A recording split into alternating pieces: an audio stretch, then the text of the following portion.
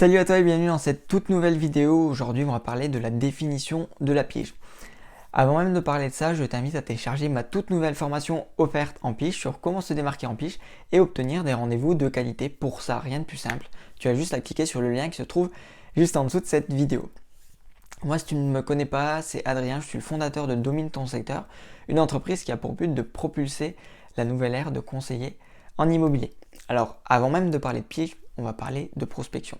Parce que piger, c'est avant tout prospecter. Alors, ça veut dire quoi prospecter et c'est quoi les définitions de la prospection? Donc la définition, c'est examiner, étudier un terrain afin de rechercher des richesses naturelles.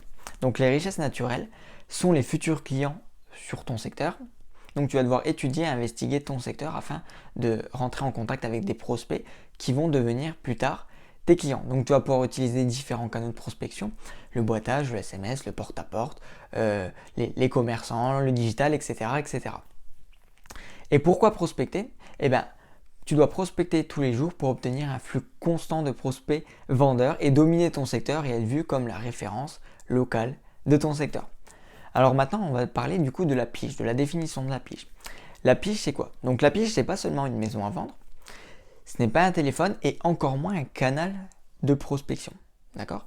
Donc la pige, c'est un prospect de ton secteur et donc qui a un projet à court terme et qui, malgré tes actions de prospection ou celles de tes confrères, n'est pas allé au bout de ton entonnoir de conversion.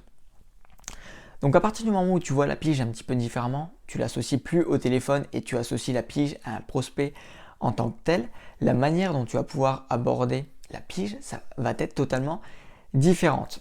Donc en fait, ce prospect, tu dois le traiter de la même manière qu'un prospect qui a un projet à long terme sur ton secteur.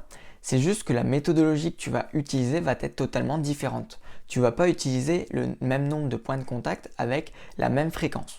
Par exemple, sur ton secteur, lorsque tu prospectes, tu vas peut-être boiter tous les mois. Et bien là, avec un propriétaire vendeur, peut-être que tu vas boiter toutes les semaines. Donc la manière dont tu vas l'aborder va être totalement différente. Donc, comme je te l'ai dit dans Pourquoi prospecter, si tu vois la pige comme un prospect, eh bien tu vas pouvoir utiliser une multitude de canaux de prospection comme ce que je te disais juste avant, le SMS, le boitage, le téléphone, le porte-à-porte, etc., etc.